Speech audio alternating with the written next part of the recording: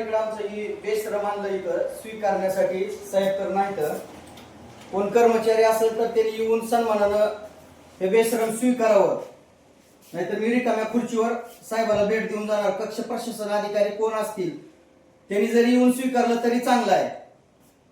ते जर येत नसतील तर मी रिकाम्या खुर्चीवर ठेवून जाणार आहे.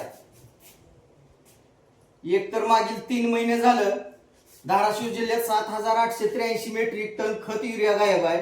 परत पुन्हा तुम्ही 5,500 मेट्रिक टन पुन्हा एकदा मागवलाय. म्हणजे जवळपास 13,000 मेट्रिक टन म्हणजे 2 रेल्वेच्या गाड्या जवळपास 1300 ते 1412 टनाच्या ट्रक युरिया गायब आहे. याचं स्पष्टीकरण द्यावं.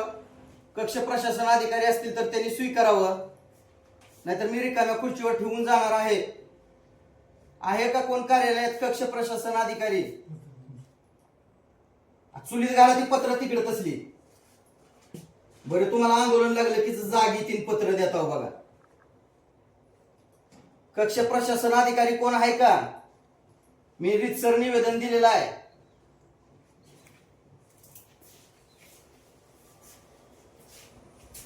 धाराशिव जिल्ह्यातला युरिया गायब करून शेतकऱ्याचं उत्पादन तर वाढलंच नाही यांच्या कृषी विभागाच्या प्रयत्नानं, पण धाराशिव जिल्ह्यात बेश्रम मात्र भरपूर वाढलं. आणि बेश्रमासारखं वागणाऱ्या ह्या जिल्हा परिषद मधल्या कृषी विकास अधिकाऱ्यांच्या हलगर्जीपणामुळं जिल्ह्यात असं बेश्रम वाढलंय.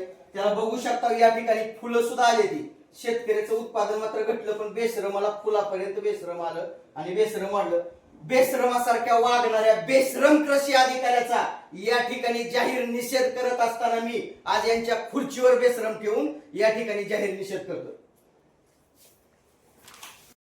आज या ठिकाणी धाराशिव जिल्हा परिषद येथील जिल्हा कृषी विकास अधिकारी यांना मागील 3 महिन्यापासून आम्ही एक निवेदनाद्वारे असेल, फोनद्वारे असेल, यांना मागणी करतोय की धाराशिव जिल्ह्यात शेतकऱ्यांना युरिया मिळत नाही, आपण व्यवस्था करावी.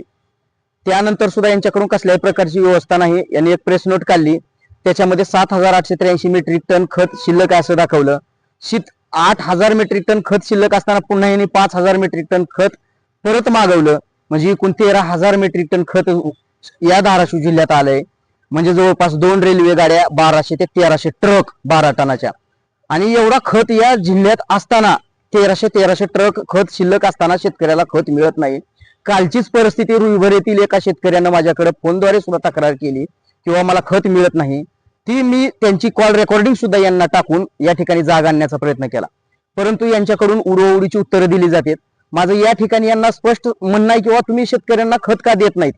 आज रोजी आपण पत्रकार बांधवांनी जरी स्टिंग ऑपरेशन केलं तरी आपल्या लक्षात येईल की या ठिकाणच्या ITI कॉलेजच्या शेजारी जे गोडाऊन आहेत गव्हर्नमेंटचे, त्या ठिकाणी खत अक्षरशः गच्च भरलेला आहे.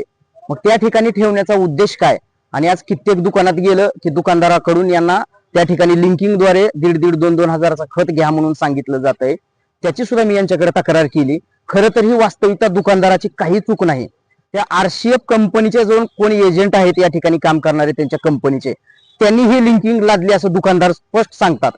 तरी सुद्धा या अधिकाऱ्यांना ही वेळोवेळी निदर्शनास आणून देऊन त्यांनी त्या कंपनीवर कसल्याही प्रकारची कार्यवाही केली नाही. याचा अर्थ 13,000 मेट्रिक टन खत त्या कंपनीच्या व्यक्तीने असेल किंवा या अधिकाऱ्यांनी संगनमतानं या ठिकाणाहून कुठेतरी परस्पर लंपास केलाय. पाठीमागे दबक्या स्वरूपात सुद्धा चर्चा ऐकावयास मिळत होती की धाराशिवला खताची आलेली रेल्वे तशीच लातूरला गेली. धाराशिव जिल्ह्यात शेतकरी नव्हते का? लातूरला अख्खी रेल्वे गच्च भरून युरिया खत गेला. याचं सुद्धा उत्तर यांनी द्यावं. तो खत कुठे गेला, कसा गेला, कुणी किती पैसे घेऊन केला? जवळपास ही बघायला गेलं तर 40 कोटीपेक्षा जास्त सबसिडीचा विषय आहे. आणि सगळ्यात महत्वाचं माझ्या धाराशिव जिल्ह्यातल्या शेतकऱ्याचं या ठिकाणी उत्पादन कमी झालं खत नसल्यामुळे रब्बी हंगामात. आणि अशा बेश्रमासारख्या वागणाऱ्या या ठिकाणच्या कृषी विकास अधिकाऱ्याच्या विरोधात आज आम्ही त्यांच्या रिकाम्या खुर्चीवर रीतसर निवेदन दिलेलं असताना ते हजर नव्हते. त्यांच्या रिकाम्या खुर्चीवर बेश्रम ठेवून या ठिकाणी त्याचा जाहीर निषेध आंदोलन केलेला आहे.